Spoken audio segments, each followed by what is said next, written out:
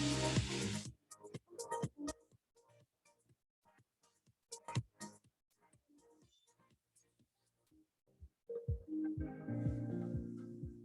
morning to you all. My name is Richard Slater and I'm the publisher of Lancashire Business View magazine. I'm delighted to welcome you to this event today. If you're with us live, we hope there aren't too many headaches out there. And if you're watching on demand, well, it was a semi-final against Denmark last night. So, headaches or not, on behalf of Lancashire Business View and the Department for International Trade, our partner today, we welcome businesses and their professional advisors from across Granada land to Export Northwest, financing your international ambitions. These are challenging times for business, the COVID crisis, the end of the EU transition period, new ways of working, but challenges should not stop Northwest businesses from securing opportunities. Sometimes the first step can be the hardest when it comes to export. Sometimes it's the next step. But one thing's for sure, businesses in the Northwest need to be taking those steps. We have the innovation, the endeavour, and the imagination. New markets are our natural next steps. To a first timer, it can be daunting. Even to old hands, new territories can bring apprehension. Today, we'll be meeting people whose businesses have taken those steps. We'll be meeting the experts from the world of finance and trade who can help you navigate your way. And a focus today will be to introduce the new Internationalisation Fund, available now to SMEs in the Northwest with up to £9,000 of matched funded cash to help you finance your international ambitions. It's never all about the money though. The DIT is looking to support you with advice, with expertise, and in this instance, up to £9,000. But before we begin, can I remind you, all of you, that you can send your questions for our guests through the chat box. And at the conclusion of today's formal business, we'll be handing over to Chris McFarlane-Baxter for a taster session from the Export Academy on moving your money. But now let's meet our first guest. Please welcome Lynne Gillen. Lynne lives and works in the region. She's export manager for the Northwest at the Department for International Trade, with a secondment to the Lancashire Enterprise Partnership. Good morning to you, Lynne. How are you doing? Good morning, everybody, on this joyous morning. I'm very well, thank you. Are you? Oh, well, we're all good. We're just a little bit hazy around the edges, if I'm being honest. But we know the kinds of challenges that businesses are facing. And I've mentioned some of them. You've got the EU exits, scarcity of raw materials. We've got inflationary pressures. Where does DIT fit into the story of supporting businesses with their international ambitions? Yeah, I think that's, despite the challenges that we face, I think we need to be sort of outward looking and confident on a world stage. And I think this is really, evident in the free trade agreements that we're negotiating at the moment. I think we need to be bold, brave and ambitious in our international thinking, so we can take inspiration from our international football team. And I think to achieve what we need to do, we need to support companies right through their international journey. And I think there's a real commitment from DIT to ensure that companies are upskilling. And that'll be sort of shown at the taster class. I think that's a new word. I think I've just made that up, that Chris will be holding at the end of the session. I think there's also the commitment around the financial support, but there's also that bespoke, individual support that you can get from the international trade advisors. Yeah. There's that thing. Sorry, Lynne, go ahead. No, it's right. So we mentioned there the finance aspect of it, and today is a conversation about finance, and we are introducing the Internationalisation Fund. But I can't help thinking that the finance and the implications of finance, and the maybe even lack of understanding of finance, is a barrier to export, a barrier even to asking the questions about export. What can we say to those businesses who literally think this is just one step too far for me? I think they really need to have a considered approach to export and understand the resources and commitments that you need to develop your international trade. However, I think there's lots of financial help and options available to assist your growth aspirations. And I think grant funding and financial support can sometimes just give companies a little bit of a nudge that they need to contemplate new routes to market. And I think we'll hear some great examples today from the speakers that you've got. I think so. Now, we're going to give some detail on the Internationalisation Fund later, but just in briefly, what's your ambition for the Northwest business community in terms of the Internationalisation Fund? Well, as you know, I'm working as part of the Northern Powerhouse 11 regions to establish a really robust and deliverable internationalisation strategy, and this is part of the levelling up agenda. So I just want to make sure that companies have the same opportunities of the national counterparts, that we're all given a level playing field. And as you know, I've got a really industry-led view on things, and it's understanding the barriers and the enablers that we can localise that support. So not only will the fund give companies the added boost to look at international markets, they'll also be allocated a dedicated advisor who will help them to develop that plan. And I think, as I said earlier, it's not just about the money, it's that the support network that comes with it, and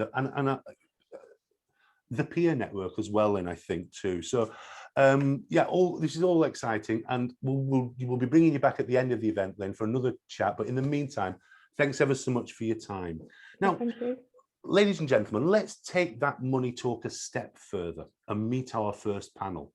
And these are our export experts, and they're all from the worlds of finance. Steve Cowles is an export finance manager for UK Export Finance, which is the UK's export credit agency.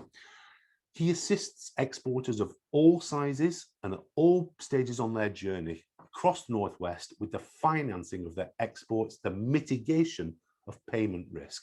He's worked as an exporter for more than 30 years, specialised in trade finance with an international bank. Sue Barnard is with us today, and she's the senior manager for the UK network team at the British Business Bank. Her role is to gather detailed insights into the Northwest's characteristics, strengths, issues, and strategic priorities, along with intel on the features, the players, the strengths, and the weaknesses of the SME access to finance ecosystem. And finally, in this panel, Andy Dobson, head of Northern Division at Moneycorp, where he focuses on helping businesses manage currency risk. Previously, he spent more than 30 years with HSBC working in global markets. Good morning to you all. Sue, if I can start with you. Sue, where does British Bank fit into this story? What's your broad contribution to the Northwest export scene, to Northwest exporters, and particularly wannabe exporters? Thanks, Richard. Yeah, we're the British Business Bank is the government's economic development bank, and we've got around about £87 billion currently out with SMEs in the UK. Obviously, the Northwest is the patch that I cover, and I'm quite pleased to say that we are supporting hundreds of businesses who are exporting. If I look at the Northern Powerhouse Investment Fund, that portfolio in particular, we've got some fantastic examples of SMEs and early stage SMEs, startups who are taking that journey to export. So we're quite pleased, and we're doing, as I said, a substantial amount of finance backed by BBB into our SME finance partners who invest on our behalf. And if I just look, Northern Powerhouse is 270 million invested already. Thank you very much. Now, you mentioned that it's, and I think it's a point that we need to just make a couple of times today. This is for new exporters, but it's also for existing exporters, this conversation, and you support across the board. We do, yes. We support SMEs, so we're currently supporting 1.7 million across the UK. So yeah, SMEs, and we have startup loans, which again, as I said, we're seeing a big rise in that particular area. Entrepreneurs, people not wanting to go back to what they did before, and very early stage businesses who are actually looking at exporting from day one, which I think is quite promising. That's a very exciting. Does that feel like something new? Is that something that's coming into the market? Yeah, I think it does. And I think what we try and do is we try and showcase sort of other businesses who are already doing it, because I think by me speaking, yeah, it sounds great. But if you actually have real life examples of SMEs or startups who are on that journey and how they finance that journey to get there, and that by accessing finance can actually speed up the journey to get to that point, I think it makes more sense to a young entrepreneur who's looking to start a business.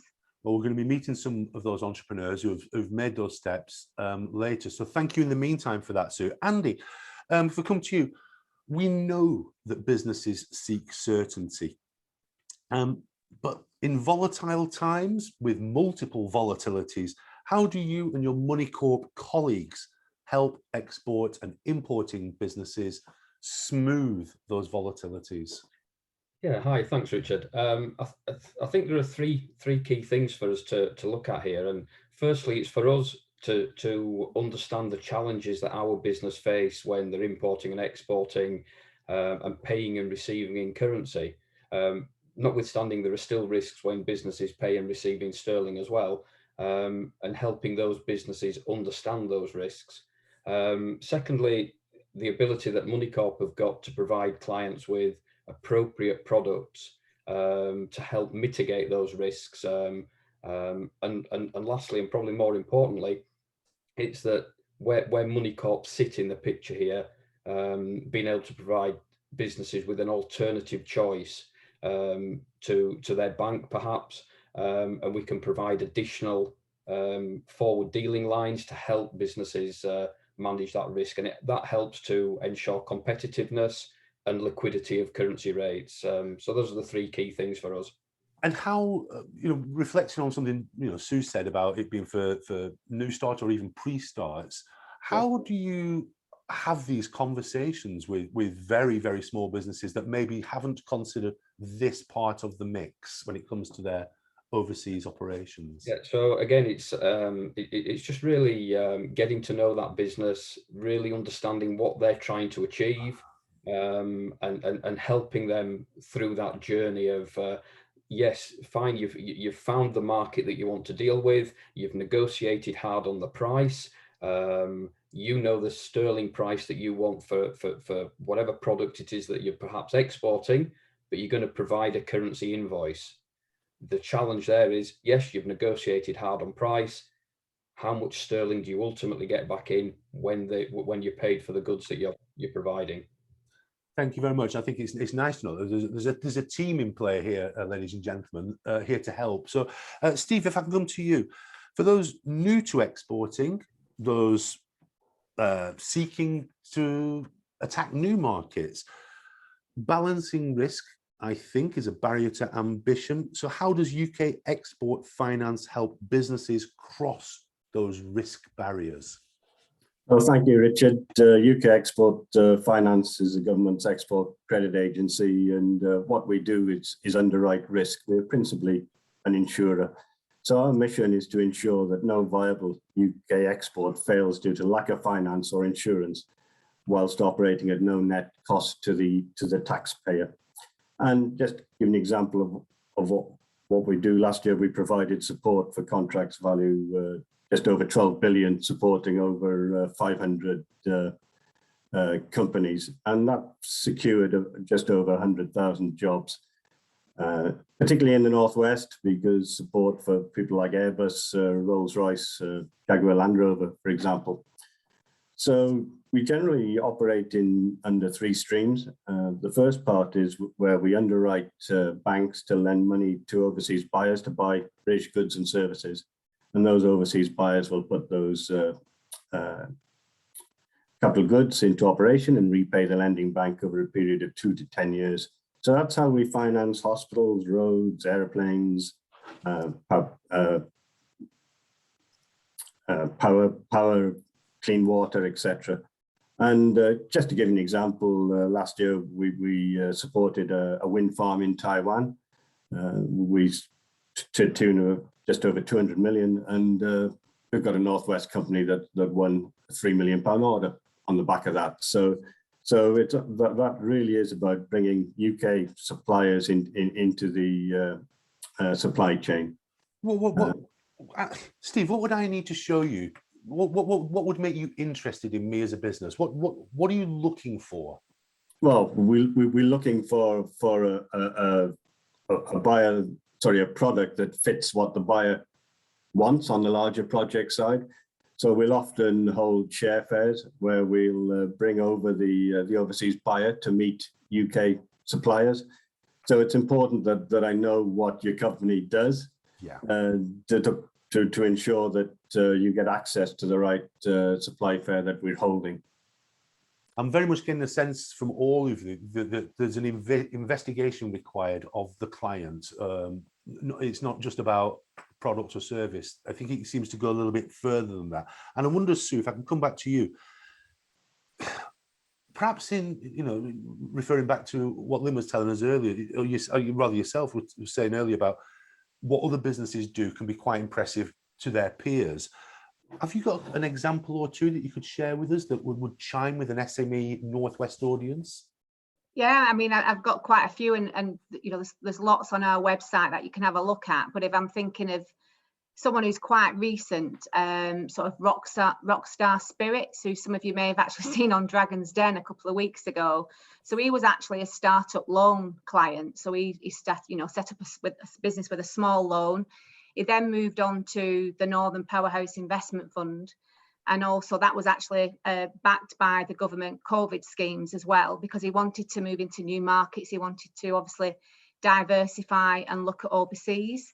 And he's just won an order in Australia. And that's a very quick turnaround for Rockstar Spirits. They've not been around for a very long time, but he has the vision and sees not just finance, but bringing in key people as well to strengthen his ask and his sort of profile going forward. And when you watch him and listen to him, he's doing lots of sort of, LinkedIn, Twitter, vlogs and things. He's really raising his own profile to get the message out. So as you said, it's not just about the product and the finance. It's sometimes a lot about the individuals. Yeah, I mean, Andy, how does that sound to you? Whenever I talk to people in the finance arena, the product and the service is important, but always they're looking to back teams and thinkers and visionaries, as Sue's just mentioned. Have you got a couple of examples of the type of work that you do that would encourage our SMEs in the Northwest to do more business with you? Well, I think one recent business that I've managed to help, they're actually an importer, but dealing with China, and this is probably relevant to anybody dealing with China at the minute. That there's been considerable price rises out of China. It's helping them understand why those increases have been implemented due to the strength of the RMB against the US dollar. And really just discuss that with the client and talk to them about asking for dual pricing in RMB. And what they found was that the Chinese, in this particular instance, were happy to receive RMB. And because they didn't have any currency risk there from converting back from US dollars into RMB, they were able to give better pricing. Equally, we're able to sell that client RMB. And it's been a win-win for the business and for the Chinese factory out there.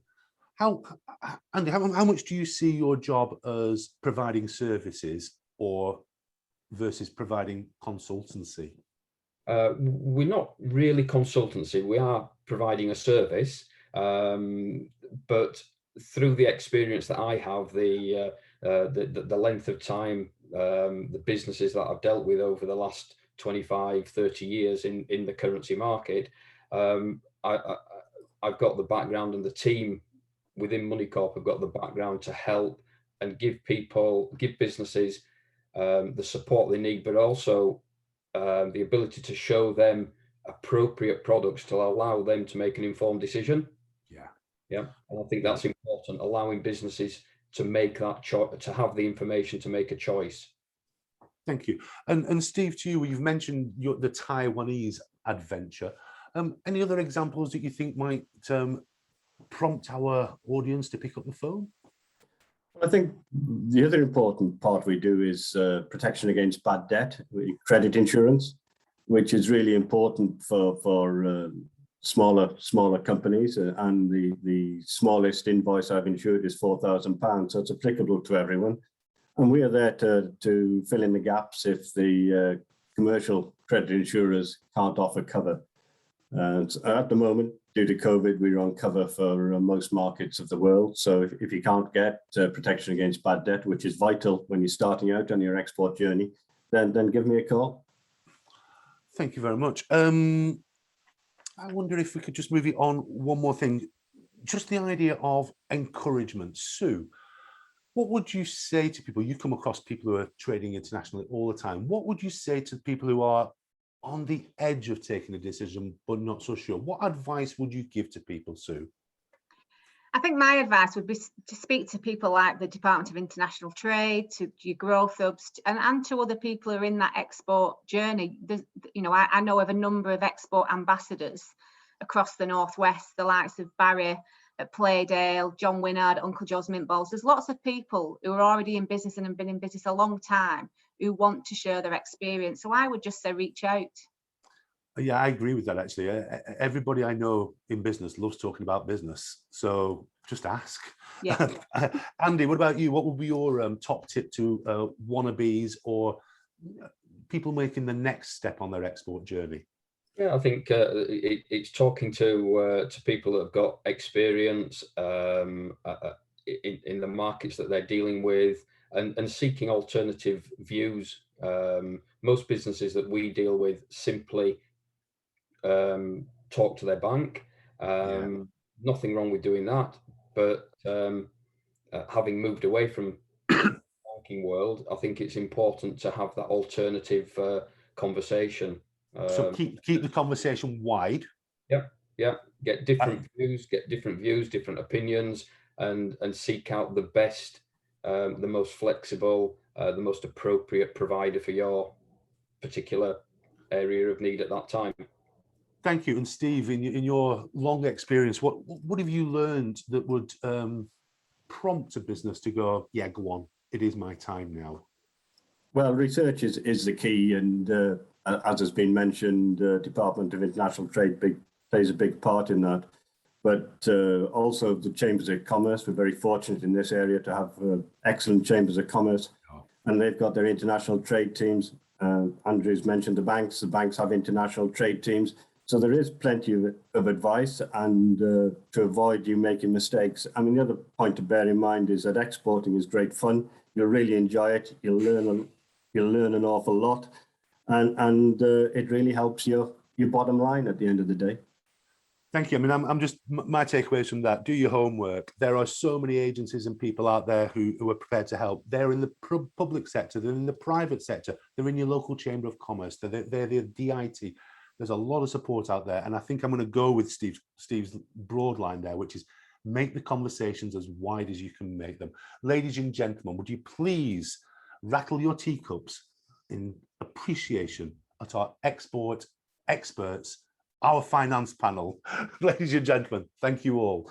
Now, my next guest is, I'd like to introduce you to Bobby Charleston Price. Now, Bobby is international team leader with the Department for International Trade. It's a team that is passionate about helping businesses to grow their businesses internationally and draws on many combined years of experience in exporting. Good morning to you, Bobby. How are you today? Good morning, Richard. I'm great, thank you. Very good. Now, tell us, if you wouldn't mind, could you tell us a little bit about your background and your role within the DIT? Yes, so I came from the private sector. I worked in a number of export roles, everything from mining equipment to Durex condoms. But now, sorry? What a combination.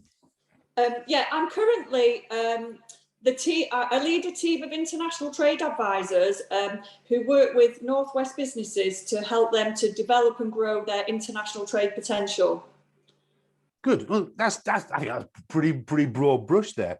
Now, today's event, a focus of it is to introduce to our audience and the Northwest business community the idea of the Internationalisation Fund. Now, I'm just going to put it straight to you, Bobby.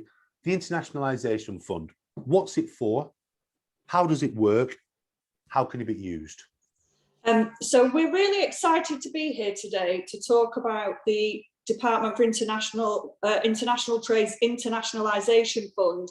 It's essentially a pot of funding aimed for Northwest SMEs to support Northwest SMEs to grow their international trade. We've got matched funded grants of between £1,000 to £9,000, which are available for all businesses who are SMEs across the Northwest to apply for future proposed activities that they want to take part in, that they believe will increase their potential to export.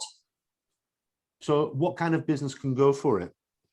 We do want to speak to all businesses who believe that they've got high export potential. We're looking for businesses around the 500k turnover mark, but there will be exceptions to that, obviously, because of COVID, or tech businesses that they believe they're going to be reaching that sort of turnover level quite quickly. So if a business believes they've got the resource to investigate and follow up an international trade opportunity, then we really want to speak to them. If they believe they've got a product or service that will be of interest to international markets, then we definitely want to be speaking to them about their potential project.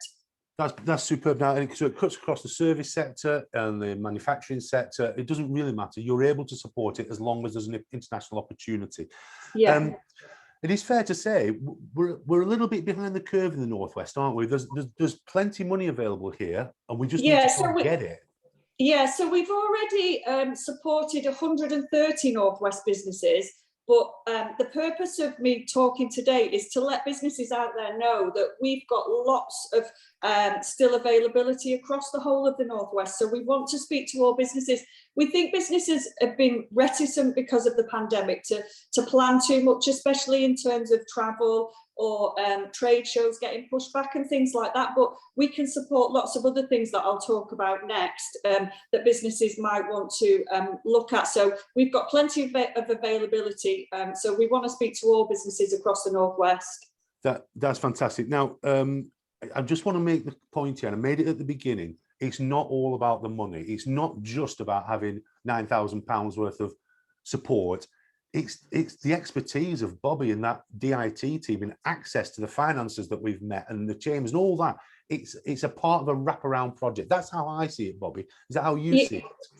Yeah, so obviously the money can be the deciding factor between the project going ahead or not. We want Northwest businesses, international projects to be bigger, better and faster because of the funding. But a key thing that we'll do as part of the engagement with the business is we'll introduce them to one of our really knowledgeable and talented international trade advisors who will work with them on an international action plan, bring in other support, direct from the advisor in terms of their knowledge and experience, but the whole wide network of support that is represented on some of the panelists that you've just been speaking to. So there'll be a whole opportunity for a business to explore what's out there for them. Bobby, I've got some questions here from the audience, and I think you're the right person for these. I'm going to take this. First one is from Angela Kershaw at LCC. Angela asks, can you foresee any funding being available to larger companies as well as SMEs, or is this strictly an SME project? This is for SMEs, but it is up to £50 million turnover, and businesses that don't meet the criteria on the turnover, we can look at their balance sheet as well, because there's a second criteria there that we could discuss, but it is aimed at SMEs predominantly. Angela, I can tell you this, my understanding here is that DIT is looking for reasons to say yes, not reasons to say no. Bobby, are you allowed to nod along with that? Yes, you are. That's good. We're too late. We've done it. Now, another little one. Is there a timetable available, the time scale in which we've got to get applications in, Bobby? Yeah, so the fund actually closes in March 23, so there's still plenty of time. All I would say is businesses should apply as soon as they can, because it is on a first come, first serve, and funds are limited across the region depending on where you're located. We've still got full availability across the region, but what I would say is get your application in as soon as you can. If it needs to change due to travel restrictions or what have you, that can be factored into the project as long as the business keeps us informed about potential future date changes and this sort of thing. So I really would encourage businesses just to get talking to us as soon as they can. That's superb. And I've got one last one for you, if I may, Bobby. Can these funds be used in-house for R&D and new product development? And can some of the activities funded take place outside of the UK? Yeah, so we can support any activity as long as it's a service that the company's buying in. We can't cover, so for R&D, we couldn't cover a capital purchase or wage costs, but we're doing lots on consultancy. So if there was any bought-in consultancy that included, About half of the projects we've been supporting are to do with web internationalisation. We think that's probably because COVID has sped up the number of businesses who want to promote and sell their products and services online. So web stuff is a big thing that we've been supporting. Translation. You can have your website translated within this project. Is that right, Bobby? Translation, internationalisation, SEO, visits overseas we can support, travel and accommodation towards, international trade shows and conferences we can support, as well as the internationalisation of website we've seen a lot of. Businesses are really using this to explore the opportunities in some of the new free trade agreement markets like Japan, Singapore, Malaysia, Australia, as well as more traditional markets that they're used to exploring. Like I said, we can't cover wages or capital purchases, but anything to do with the bought-in service, travel accommodation, consultancy, legal advice, professional advice, anything like that, then we're happy to have a conversation about that. Thank you, Bobby. And I'd just like to thank our questioners. I've got Harold Manhartsberger from Imexman, Glyn Jones from Ascendis Fundis Solutions, Maksud Jan from Phytotech, Angela Kershaw from LCC, Sue Barnard from British Business Bank put a question in there. So thank you all for those questions. One final thing to you, Bobby. Where can businesses get more information? Please drop an email to our main email address at info@tradenw, which stands for Trade Northwest. So it's info@tradenw.org. And I do believe my colleague Lynne's going to recap the contact details at the end as well. That's fine. And we'll put those into the chat. We'll put some of the contact details into the chat box. And if we'll also be following up today's event with an email to all attendees, and you'll have all the links that you need in there. In the meantime, I'd like to thank Bobby Charleston-Price. That was tremendous. Thank you for enormously good insight there, ladies and gentlemen. Thank you, Bobby. Now, we are almost, ladies and gentlemen, at the bit where I get to see, no, I'll try that bit again, Josh. Now, ladies and gentlemen, we are almost at the bit where I get to say, roll VT. So our next guest is Chris Craven, Managing Director of Forest Fresh Foods, an FMCG wholesaler. Forest is based in Rochdale. It started small and now sells a huge range of confectionery, including very well-known British brands. Exporting is part of that growth story, as was support from UK Export Finance and the Department for International Trade. Here we go, boys. Roll VT!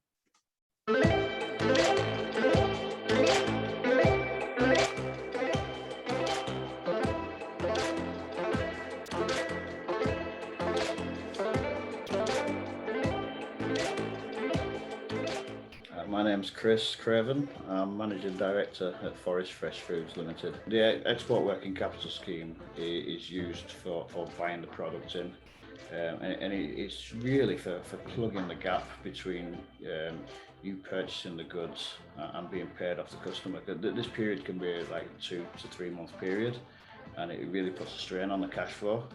So this facility that's been put in place just helps plug that gap and stops things being tight financially. It's really helps us push these exports forward. I think we've been trading nearly 20 years and not done any exports whatsoever. So, and then to be doing £1 million a month within an 18-month period is a colossal amount of trade, really. So we'd definitely use UKEF in the future. It's helped us in a very short period of time. It's helped us push the exports on. Like I say, the way I look at things, it's a big world out there. So there's so much more. We've only scratched the surface, really, of what we can do. The more demand you get for products, the more funding you're going to need, and help to maintain that and make it work.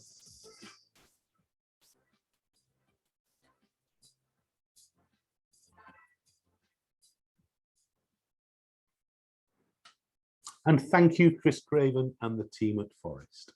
We've heard a lot from, we've heard from a lot of people today whose job it is to help exporters and wannabe exporters.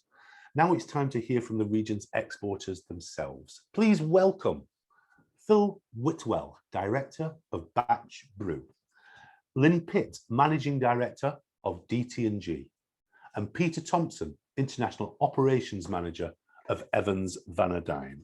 Good morning to you all. Thank you for joining us and welcome to this international trade event. Phil, every business starts somewhere with overseas trade. Can you tell us a bit about your first overseas adventure? Yeah.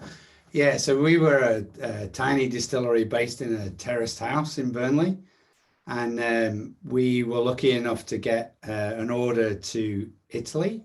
So it was a single pallet order. We had to take in a pallet of bottles, handball them all down the stairs with the gin, make up the bottles, take them back up, and then assemble a pallet in the back of a cobbled street, waiting for the pickup. It sounds obviously so glamorous. Obviously a little traumatic. That was our first export to Milan, and we've since expanded our premises, so it's slightly easier now. Tell me, just Phil, how did you get that first order? How did that order come to you? So, I mean, there was an introduction that meant I got to go to a trade event in Milan and met the importer there, took the products out, tasted it, and yeah, that was enough for the. And how did you get to meet that person in Milan? So I can't really remember the series of events. We had registered involved, probably. Yes, registered with Chamber of Commerce, and also with Burnley bondholders, and there was some opportunity that came through one of those to get out to Milan and for a trade fair. And thank you very much. So an idea, a potential for conversations, and a few different supporters around you to help you with that. Is that a fair assessment? Yeah, indeed. Yeah, the support's always been really good. So, Lynne, how about you? What was your first export adventure? My first export adventure was to India, where I went on a trade mission, and it was with the DIT and also with the UK India Business Council. It was a bit different from me because we're a very old company and we had traded internationally in the past, but we got down to selling just one machine a year, and I was lucky that Northwest DIT contacted me. They had a program at the time called Passport to Export, and they said we can help you increase your sales. And I didn't believe them, but they are excellent, and that's what they did. So. I think it would be fair, Lynne, for us to ask you, just we know that Phil does gin. What do you do? What do? I make the machines that put chocolate on things like peanuts, raisins, Maltesers. We sell them globally. We are on the preferred supplier list for lots of the big confectioners, but because it's a niche market, it's very competitive. So we have to have good relations with our clients and make sure we deliver what we promise. Thank you very much. Well, we've talked about gin and we've talked about chocolate. Peter, tell us about your first adventure overseas and tell us what you do. Oh, Peter, it's a real shame we can't hear you, sir. Wasn't my fault. I never touched it. Evans are a particularly mature exporter. So when I arrived on the scene, we were already exporting to a certain degree, but it was very reactive. You know, if an inquiry came in, we would reply to it and supply it. My task when I joined Evans, which is over 20 years ago, was to turn it into proactive, which is actually go out there and develop export markets as a potential, as a serious part of the company's business. And I've spent 20 odd years running around the world developing markets with now 86 separate countries that we're operating in. Wow. What did it start at when you arrived? When I arrived, we were dealing with 28, I think it was. And can I ask you what kind of turnover or percentage turnover is done with your overseas trade? It was 15% of the company's business when I arrived. It's now 48% of the company's business. That's quite a thing.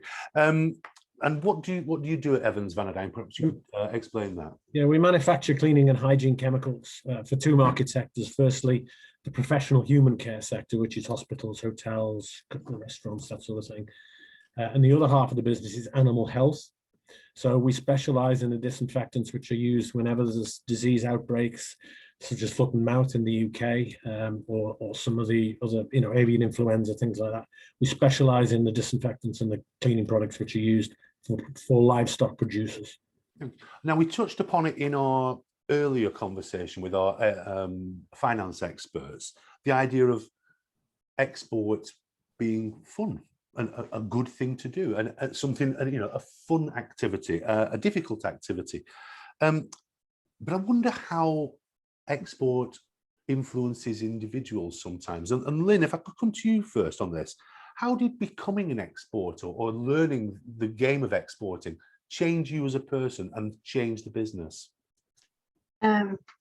It changed me massively, really, because I never liked going further than Anglesey. Anglesey is a fantastic place, and that was my, as far as I wanted to go, really. But I was definitely handheld by the DIT. But I've met so many good people. It has been an adventure. I would say that most of I hope the other people agree with me, most business is done with great integrity. If you do your homework and you get introductions and to good businesses, DIT will help you do your due diligence. And also, if you work with these organisations, I'm a member of different chambers as well, it kind of supports you as well. It's a two-way street. But I've met some fantastic people. I've been to great places, and for us in our company, they're always long-term relationships as well. So it's made such a difference to me and to my ambitions. I think everybody should do it. Thank you. And Peter, if I come back to you on this, you're forgive me, you're an old hand. You've been around the block on the export business, as has the business you work for. But what would you think you would be missing if you hadn't taken this adventure? Oh, good question. The advantage for a business like us is we've got capability of riding market storms. So, for example, in the recent COVID situation, our hospitality business, so hotels, universities, schools, public, has fallen off a cliff. Yeah, it's just vanished, and that's many millions of pounds worth of business. The export business has carried on, especially on the animal health side, because people still need food. Yeah, we're going to eat. So livestock producers are still producing as fast as they possibly can. And it's having the ability of the business to be able to ride big thumps like that and still be profitable and still be in production, so that the exporting actually brings to a business. It strengthens you as an operation, and it gives you the ability to be flexible and move within trends or market shifts. So and I'm talking about the UK here, there's a shift in the UK market. We can absorb a negative shift by having a strong export business. Thank you. And if I can come back to you, Phil, at Batchbrew, you're perhaps the more recent to this this part of trading. Has it made an impact on you as a person as well as the business? Yeah, I mean, I got to go to Shanghai as part of a trade mission, and we won a deal over there. I mean, I started with a love of travel, so it's been fantastic. Yeah, so we've been out to see our US importer in Georgia, in Atlanta in Georgia, and yeah, I mean, yes, it's very exciting for me. I just saved that trip to November every year, then I can tie it in with November. I've got my dates mixed up through COVID. I was going to do a thing about the Augusta Masters there. I'm going to move on from that because I just can't work out the joke in my head. In the meantime, what, Phil, has been the kind of support that you've had from DIT or other agencies, the kind of support that you've had, and how useful has it been to you, Phil? Yeah, so I mean, the main thing for us is that we are quite reactive to export opportunities that come in, and being able to really quickly make a determination of whether the company that we're dealing with is legitimate has been an incredible service from DIT. So we'll maybe get, I don't know, an approach a month, and mostly we can eliminate those ones ourselves. You know, I do my own background checks, but occasionally my background checks check out. And then, you know, I'll contact DIT for a more thorough investigation. That service has been invaluable, particularly last year. There was a very targeted scam at distilleries in the UK from overseas, and that it was so tempting. The offer seemed too good to be true, and a lot of it checked out. There was a lot of legitimate company information. That was a fantastic service. And also, you know, I've signed up for the funding that's available to try and expand out. So we have a subscription model business where we come up with a new spirit every month. And we're looking at... Hang on a second, Holly, you better make sure you get that in the chat box. Just, you may continue. We're looking at targeting Ireland with that as a next territory. So we've had some support there, some guidance, as you were saying, guidance as well as money to help back it up. So yeah, that's been really How about you, Lynne? What's your experience been of getting help, getting support from wherever you've found it? I think that you said earlier that business people like talking about business, and I think that's definitely true. And I think there's kind of for all the people that I've met within my peer group, really, once you start to export and travel and also invite people from other countries to see what we do here, it's kind of addictive. And I have had that support, and I think, you know, everybody talks about big value contracts and spending lots of money, but if you just take small steps and you do due diligence and your research, do what you feel comfortable with, I think that this new fund, if you're thinking of exporting, I think you should definitely take the benefit from the new fund and start.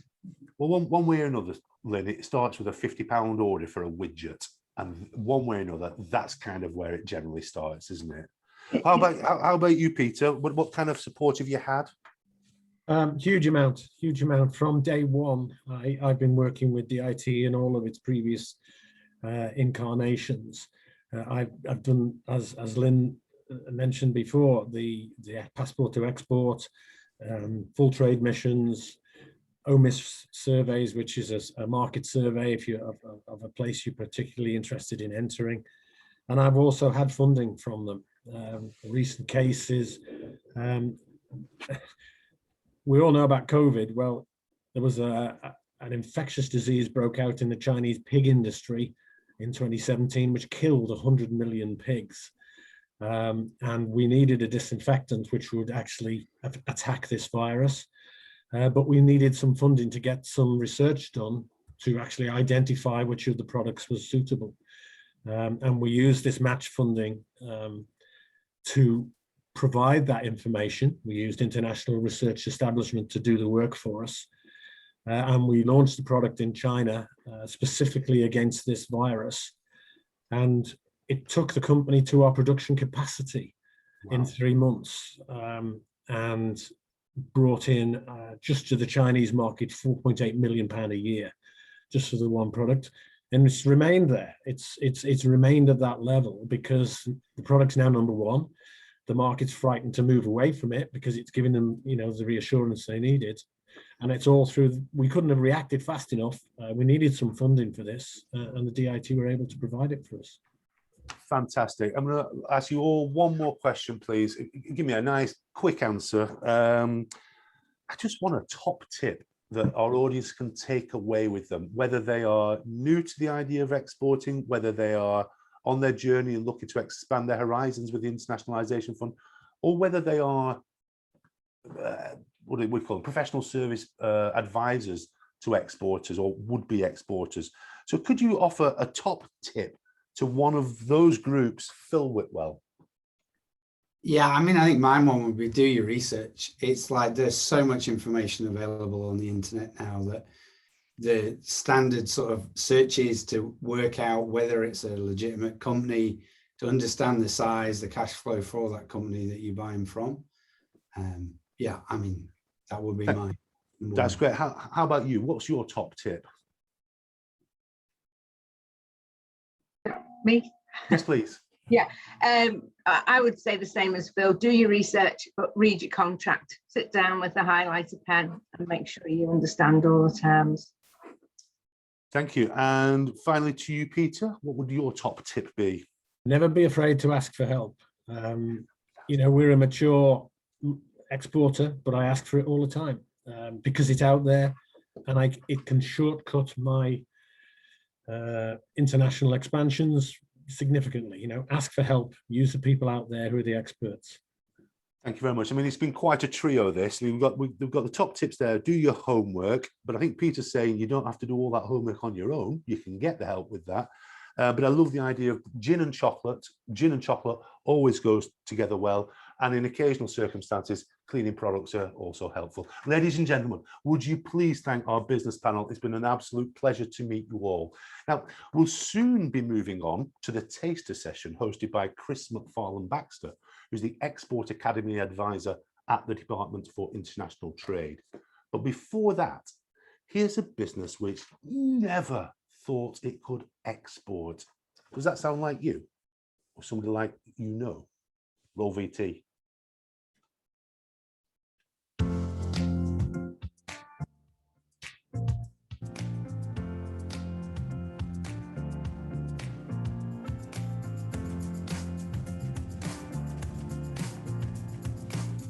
Direct Access was set up in 2004. We were originally a consultancy to enable organisations to become more inclusive for disabled people.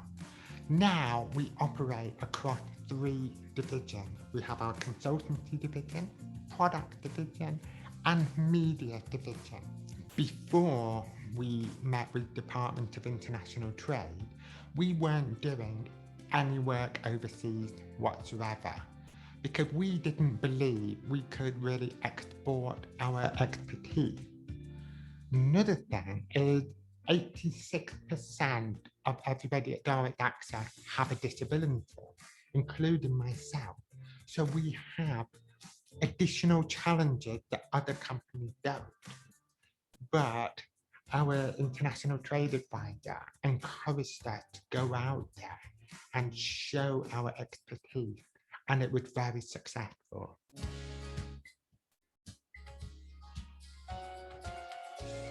What we identified is that not only are services universal, but accessibility is also universal. There's a whole world out there. So that enticed us to look into the idea of exporting. Department of International Trade offered us so much help in so many areas. They told us all about the funding and grants that are available. The funding we've received actually takes away some of the financial commitment to go out and pay to investigate. And this really gave us the push to go out there. This has helped us increase our revenue and, of course, helped us to provide further employment opportunities for disabled people. And here at Direct Access, we are really grateful for the opportunity to export.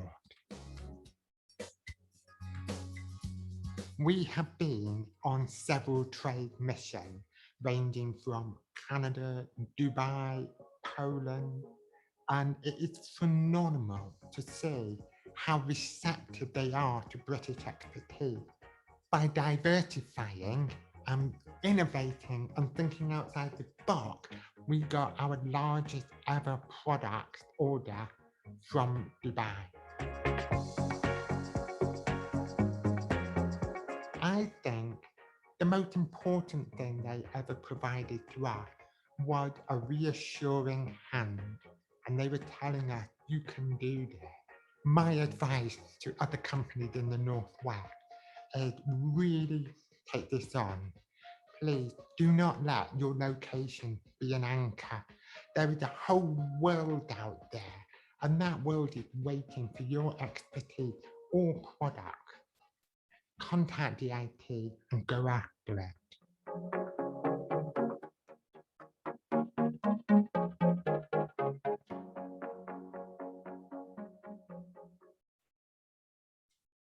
What a great story, but what a straightforward message that we heard from Stephen Mifsud. It was more of a challenge, really.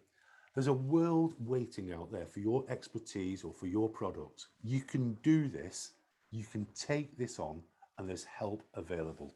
Ladies and gentlemen, to help me close this event, would you please welcome back Lynne Gillen from the Department for International Trade.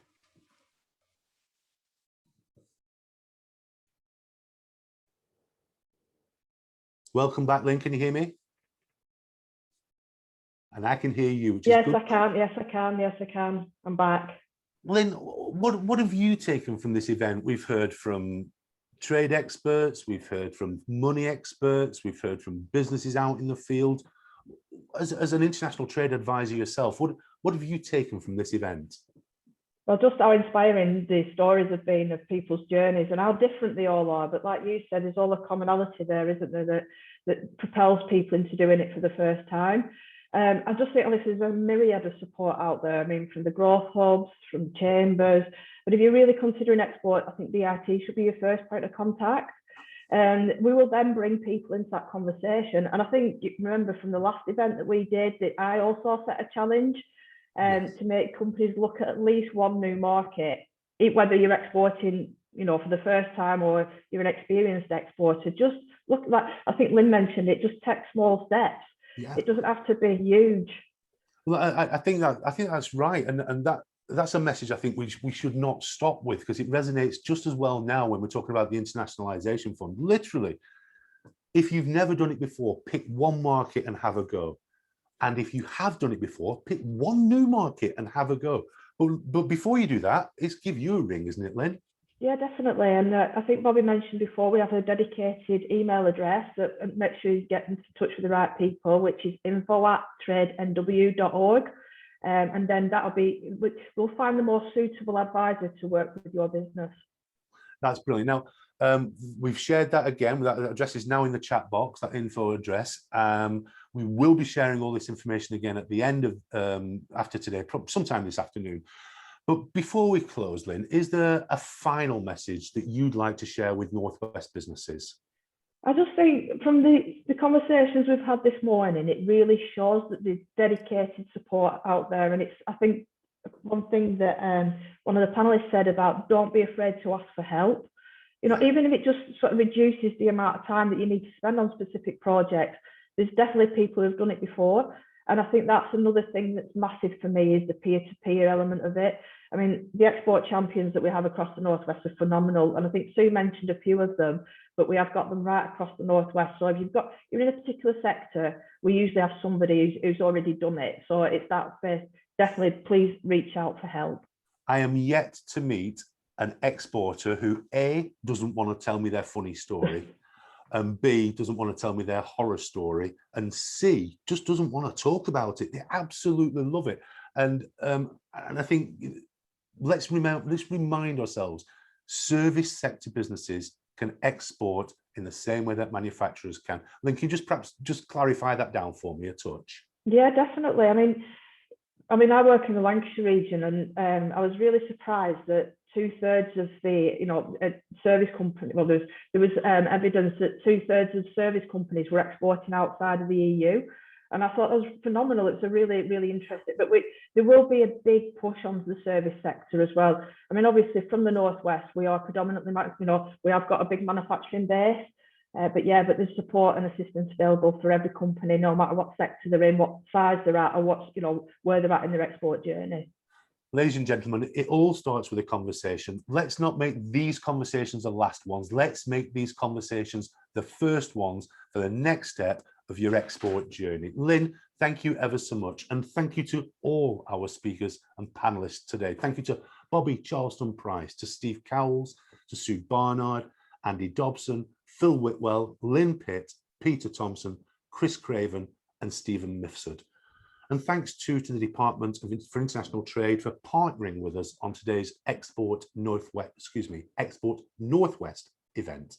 Lastly, to our friends here at Big Tank Productions, either side of me, for their televisual expertise, and for the team at Lancashire Business View, all back at HQ, gluing it all together. Thank you to you all. The story of this event and some of the insight we've heard will be reported online by the editor, Jed Henderson, by tomorrow. It will be available to watch back on demand quite soon, although I'm not sure all the football references will quite land if you do. Nonetheless, we'll also be covering this conference in the September-October issue of Lancashire Business View magazine. In a few moments, we'll be handing over to Chris McFarlane-Baxter for the Export Academy Taster session on moving your money. So grab a brew, join us back here in 5 for this session. We'll keep the pictures open. And finally from me, and I mean it, if you can sell it round the Northwest, sell it round the world. I've been Richard Slater and it's been my pleasure. Thank you all.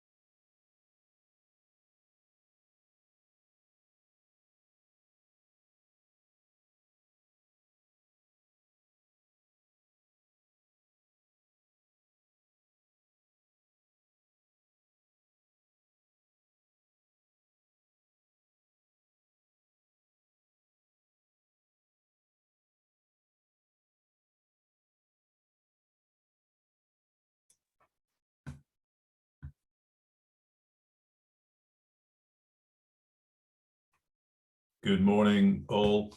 As Richard has said, my name is Chris Baxter, and I'm a trade advisor at the Department for International Trade in the northwest of England. I'm based in the Manchester office, but I cover the whole of the northwest, so Greater Manchester, Lancashire, Cheshire, Merseyside, and Cumbria too. So let me start. Now I've said hello to everybody. Let me just start by saying, start with a quick statistic. Only 1 in 10 British companies export on a regular basis. 1 in 10 British companies sell their product or their services overseas on a regular basis. Yet exports account for 27%, I think is the latest figure, 27%, just over 1/4 of our GDP. So that leads us to 2 conclusions. Firstly, that companies that do export tend to be larger and more successful, more profitable than those that don't. And secondly, more businesses should be doing it, obviously. So what I do at Department for International Trade, I run a program, free, fully funded program called the Export Academy. Some of you might have heard, I think it was mentioned earlier in today's program. A program from a few years back called Passport to Export. So the program that I run now, the Export Academy, isn't dissimilar to that. The current format, we run it in 2 half-day sessions, so 2 mornings. So it's 8 hours of training that aims to cover all of the basics, lay the foundations for new exporters, basically. So we aim to help you understand the risks and benefits of exporting, as well as to get an overview of the procedures, the regulations, the paperwork involved, all those kinds of things. So our program, the Export Academy, it's ideal for anyone who's new to exporting, perhaps just getting started or hasn't started yet, but has the potential to. As Richard said, if you're selling well in the Northwest, well, sell anywhere in the world. Why not? Of course. Our program is also ideal for anybody who's exporting already, but perhaps needs to upskill new staff. And it's also ideal for those people who are even experienced exporters, but maybe want to refresh their knowledge, fill gaps, look at the basics again with a fresh pair of eyes, a new perspective. And by the end of our 8 hours of training, our 2 half days together, we aim to help our participants, our companies, our delegates develop an achievable export action plan and be confident about making a commitment to exporting.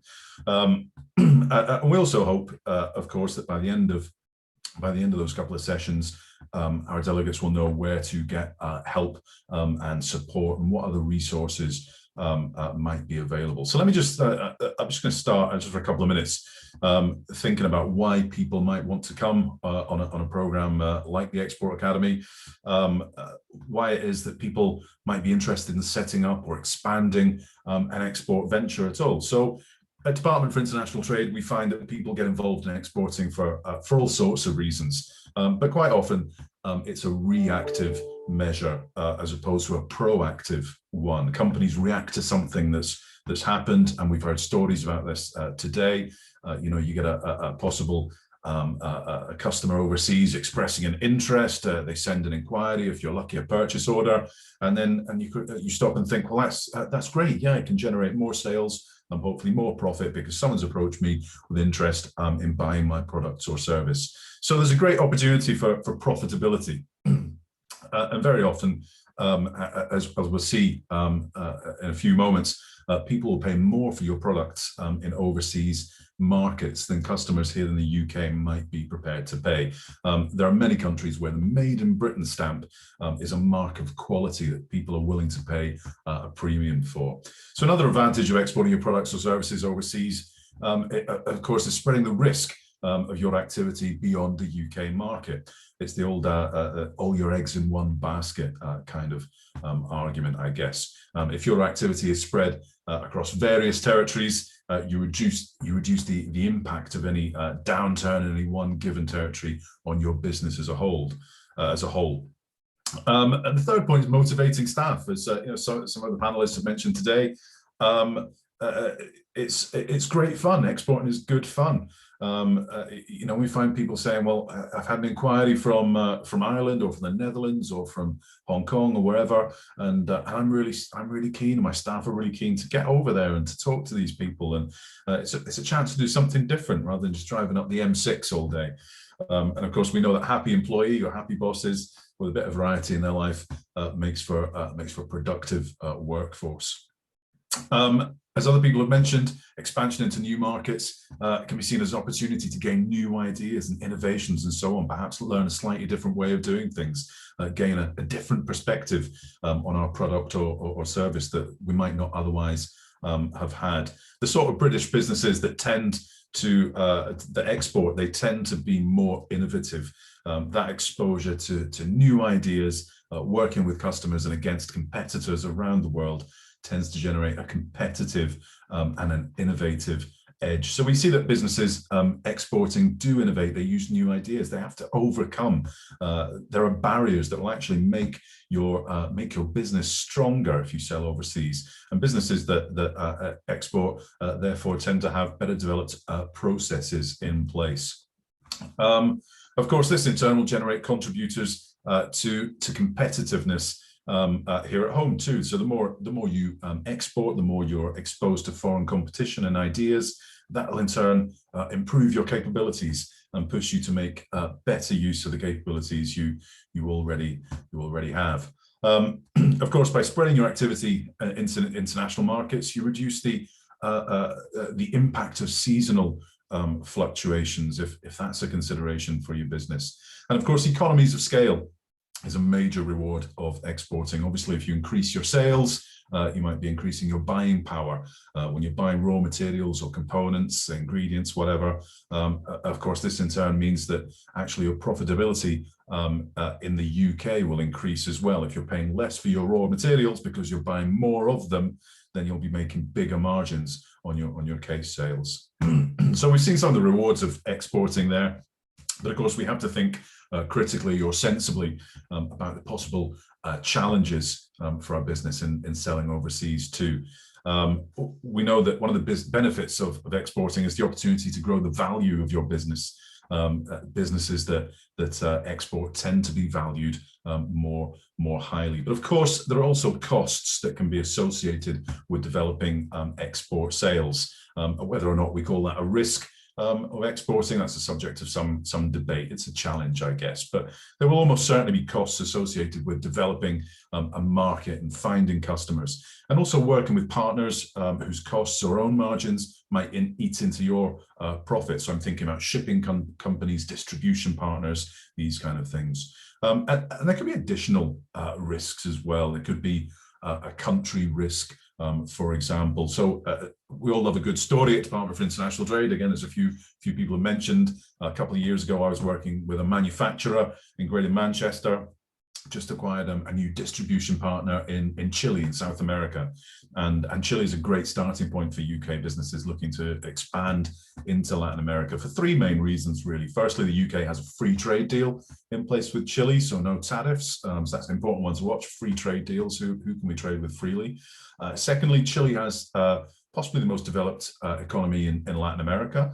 And thirdly, Chile, along with Argentina, probably is the most European country in Latin America in terms of culture and mentality. So really a great opportunity for UK businesses looking to expand into Latin America. But a couple of years ago, what nobody could have foreseen was that huge protests were about to kick off across the country as demonstrators demanded constitutional reform and limits on the powers of military and public affairs and all these kind of things. And overnight, the whole of Chile ground to a halt. The industry shut down, transport stopped, banks closed, government stopped international money transfers. So here we had this first shipment. It arrived at the warehouse, this new distribution partner, and not only couldn't he do anything with the merchandise, but he couldn't pay for it either. So the relationship with him, through no fault of him, his own or our own, it had to be put on the back burner until that political situation was resolved. So as other people have said today, you need to do your research. It's important to keep up to date with politics and current affairs in your export markets. And consider whether your business is strong enough to absorb the impact of a temporary stop or even loss of business due to events that are out of our control. And there could be barriers to trade, other barriers to trade when we're looking at overseas markets. There could be tariff barriers or non-tariff barriers. When we talk about tariffs, obviously we're talking about duties that other jurisdictions might put on your goods going into a market.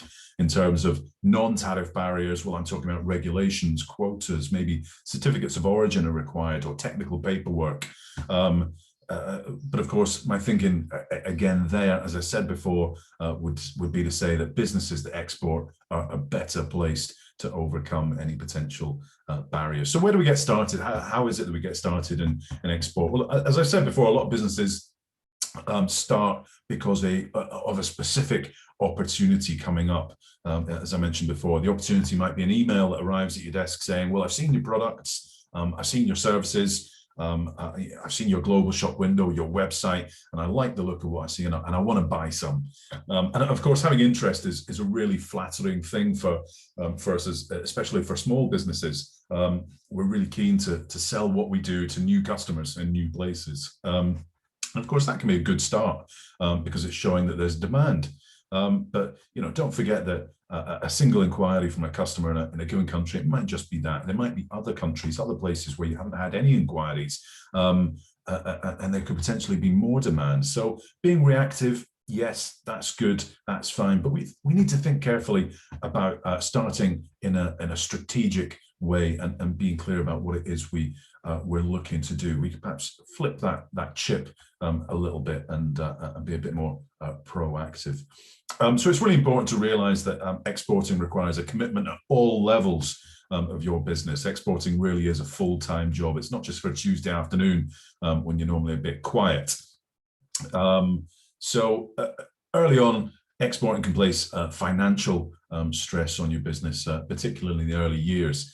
Because you're having to invest in perhaps changing your product or service. You might have to invest in promotional materials, maybe translating your marketing materials, finding new customers. And there might be an investment in identifying and finding partners in markets, such as agents or distributors, maybe investing in a new website and so on and so forth. So the cost of winning that first sale, an international customer, that can be pretty high, but the cost of the repeat sale is typically much lower. I always give the example of big pharmaceutical companies. People say, well, you know, why do drugs, prescription drugs, cost so much when a pill only costs like a few pennies to produce? Well, the answer is that it's only part of the story. The second pill cost pennies to produce, but the first one cost 400 million in research and development. And the same can be said of exporting. Once you have the contacts, the distributors, the transport channels, the paperwork, your website, your staff, your translation agency, and so on and so on. Once you've got all that in place, the cost of doing business may be relatively low compared to the investment to start up your export venture initially. Okay, so it's really important to take that into consideration. Exporting can have a really important impact on your finances, certainly in the short term, and you need to be able to be prepared to take that on. It's worth remembering too the cultural differences that we see in different markets. It's worth remembering that in Northern Europe or North America, we have a rather transactional mentality. I'd say we see things, we like them, we buy them. But of course, in the Mediterranean, for example, in Southern Europe, or in South America, and in Africa, in the East, people have a very strong non-transactional mentality, where it's really important that you can see each other, they can see you, they can build a rapport with you, they want to understand you, they want to get to like you as a person, and that's important to them before they commit to buying, before they commit to doing business with you. So even in today's age, with all of our technology, we can't overstate the importance of face-to-face meetings, and of course that's going to have an impact on your finances. You're going to have to invest in getting over there into those overseas markets and meeting people. So let me just move on, and I'm just going to talk about two words that are often confused, and that's price and cost. Now, costs can vary when you're exporting, the costs of the various things we've just alluded to, and of course that's going to impact on the price of your goods or your service. But of course, it's not just your costs that are important when you're exporting. It's also about what the market will stand. And as some people have said before, really you want to do some research before setting your price. There's so much information available on the internet or whatever. And you may want to look into the various factors that are going to help you assess the appropriate price for your product or service. So let's just assume you're at that stage at your business planning where you've decided on the market, or your the country or the region or the city where you're going to sell your thing, the place that you think might be the most appropriate. Whether your customer or end user is relatively close by, perhaps just over the water in Ireland or in France, or whether they're 12,000 miles away on the other side of the world in Australia or New Zealand, we're going to have to think quite carefully about how we deliver our product or service. For many small businesses, it may be appropriate and useful to work with a distribution partner. Equally, you may not want to go down that route. You may say, well, I'm going to use my own salespeople, my own resources. I'm going to sell direct. I've got a good website. You may be considering using some third-party online sales platform, getting more involved in international e-commerce and those sorts of things. So you'll have to consider each of these avenues quite carefully. And as I've sort of alluded to there, more importantly, you'll have to consider how much each of these delivery methods is going to cost you and your business. And of course, all of these factors will have an impact on the price that the end user pays for your product or service. You see, all these factors are inextricably linked. We can't make decisions about pricing and distribution in isolation from one another. And of course, we have to think about, as I sort of mentioned briefly, we think about local market conditions. In terms of costs, if you're selling your product or service overseas, well, that's almost certainly going to have a higher cost than if you're selling it here at home. And this is probably going to be more acutely evident if we're selling a physical product as opposed to to a service if we have to ship physical goods overseas. Maybe less so if your business sells services over the internet, but there could still be additional costs even if you're not physically moving one product from one country to another. And these costs might be associated with marketing collateral, local taxes, export markets, and so on and so forth. So the other thing I mentioned there, I said was local market conditions. What's going on the ground in your export market? Who are your competitors, and what are they doing, and how much do they charge? Who are your customers, and how much money do they have? So the other thing there, the important thing to think about is how much can our customers afford to pay. As I said back at the beginning, when I started talking just now, made in the UK is often seen as a mark of quality. With made in the UK, made in Britain, or the Union flag, some products are going to command this premium overseas markets. Your product, when it comes down to it, is worth what someone will pay for it. So there's the need perhaps to think about strategic pricing, looking at more detailed perceptions in a particular market. There may be examples of quite common looking products here that are very much more expensive elsewhere, because if it's cheaper, customers may not perceive that it's the kind of British quality they're expecting. More British businesses actually lose sales overseas because of undercharging rather than overpricing. And you may well find actually that you sell more if you price higher, which may sound counterintuitive. But remember, if somebody wants cheap and cheerful, they don't come to the UK. So another quick story. My background, I used to live in Spain. I worked as a teacher in Spain for many, many years. And I drink Earl Grey tea because one, I'm an incurable snob, and two, I love Star Trek and I want to feel like Captain Picard. So Earl Grey tea is my drink of choice. And it's very, very expensive in Spain. It's a lot more expensive if you go and buy it in a Spanish store than it would be here in Tesco or Asda or whatever. And that's because it's not just to do with the cost of getting the thing there. It's because if it were any cheaper, well, people might not feel that it's the kind of British quality that they've come to expect, and so they simply wouldn't buy it. Okay, so in terms of costs, of course, there could be additional packaging or markings required, things like this. You may need your labels to be in different language. Depending on the destination market, you may need additional certifications, halal stamps, or if you're in the food and drink sector and your stuff is certified organic, I don't know. You might have to work with the equivalent of the Soil Association, some similar board overseas. And of course, some of the more obvious costs, there could be customs requirements at the point of export, also at the point of import, so taxes, duties payable, possibly the cost of international freight itself, which can vary wildly, as I'm sure we're aware, depending on whether you're sending your stuff by air or in a container on a boat. And of course, insurance is something you're going to have to think about as well, depending on the point in the journey where you relinquish control of your goods and your customer takes responsibility for them, which is actually defined quite clearly in the INCO terms, the international commercial terms. So you may wish to insure your goods up to the point at which you relinquish responsibility for them. So at this point, the question comes up of who exactly is responsible for what costs during the shipping process. Up to which point in the process are you, as the exporter, responsible for paying the costs, and when does your customer, the importer, take over?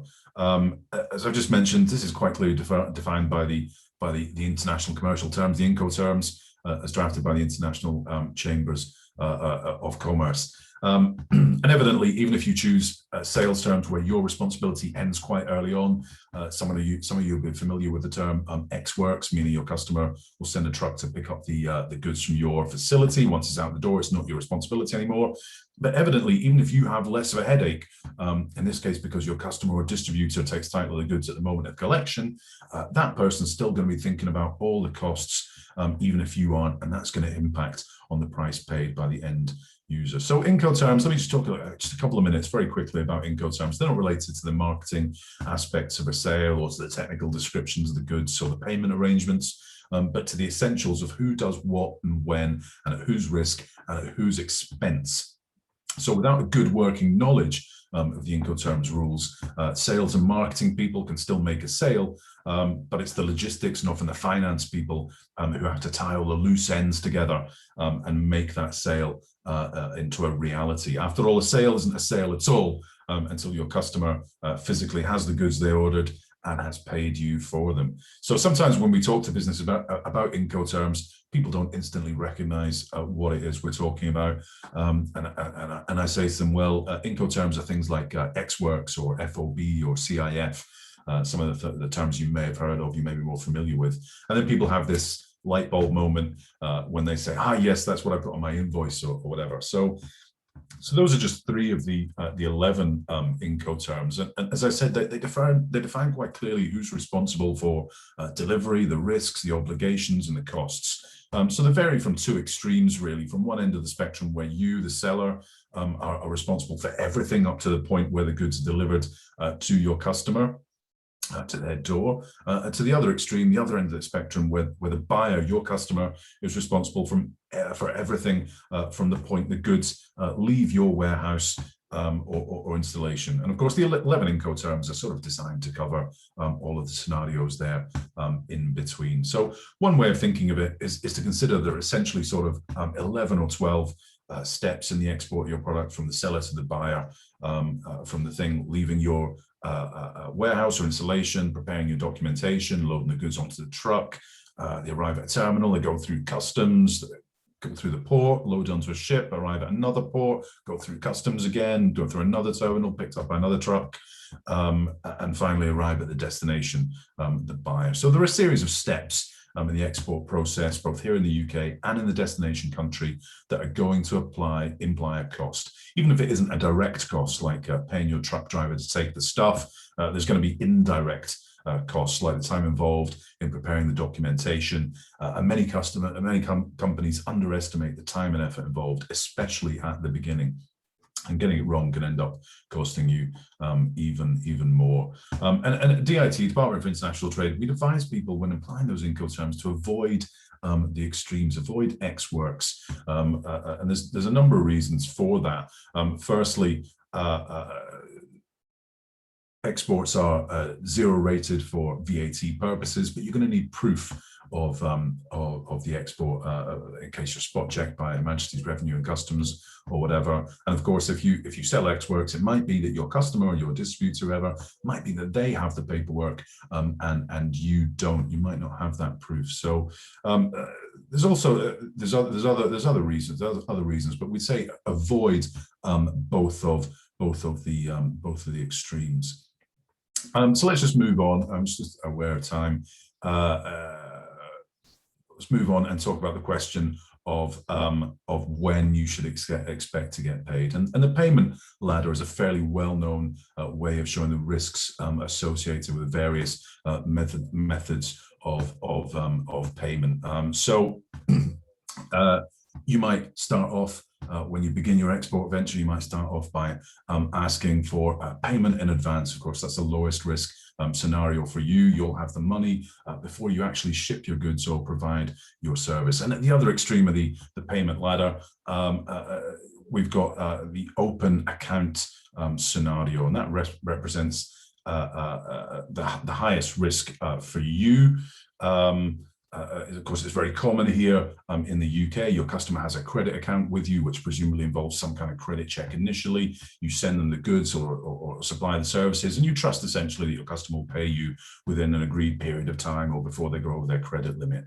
And again, presumably you'd have some sort of insurance policy or arrangement in place in case your customer ends up not paying up. And of course, there are a number of scenarios in the middle which might level the playing field a little bit. So we might talk about documentary letters of credit. We might talk about documentary collections, which are mechanisms that would be put in place through your bank, possibly via your freight forwarder, in order to reduce the risk a little bit on both sides, to kind of level the playing field to an extent. And of course, we have colleagues at Department for International Trade, people like Steve Cowles, who you've seen earlier today, who can advise on all of those different kinds of options. So it's 11:30. I'm just going to wrap up. This has given you a taster, I guess, of some of the topics, and I've sort of motored through it there really quickly. This is giving you a taster of some of the topics that we will be covering on the Export Academy from the Department for International Trade in the Northwest of England. If you want more information, do feel free to email our office. You've seen the email address before, info@tradenw.org, or email me directly, chris.baxter@tradenw.org, chris.baxter@tradenw.org. So through July, we've got a pretty intensive schedule coming up. Like I said, we've got the half-day sessions. The Export Academy is delivered in 2 half-day sessions, 4 hours each, covering all these kind of things that we just touched on very, very briefly: the benefits and barriers of export, Incoterms, responsibilities, insurance, movement of money, all these kinds of things. And we've also got standalone masterclasses run by our trade advisors, our specialist trade advisors across the region. Things like internationalizing your marketing and website using LinkedIn to build new international business, top tips for exporters in the food and drink industry, international e-commerce, all kinds of things. So if you are new to exporting, or you've got new staff who need upskilling, or perhaps you're an experienced exporter and you want to go over the basics with a fresh pair of eyes, do get in touch to see how Department for International Trade can help you out. So it's 11:30. I'm just going to wrap up today's session. Thanks everybody for joining us today. As has been mentioned before, everybody will receive a follow-up email with all the information from today's session that you'll have for your reference. So do watch out for that and get in touch with us at Department of International Trade if you have any questions, any doubts, any concerns, or any invites to pub gardens. It's been a pleasure. Thanks a lot. Have a safe weekend. Take care.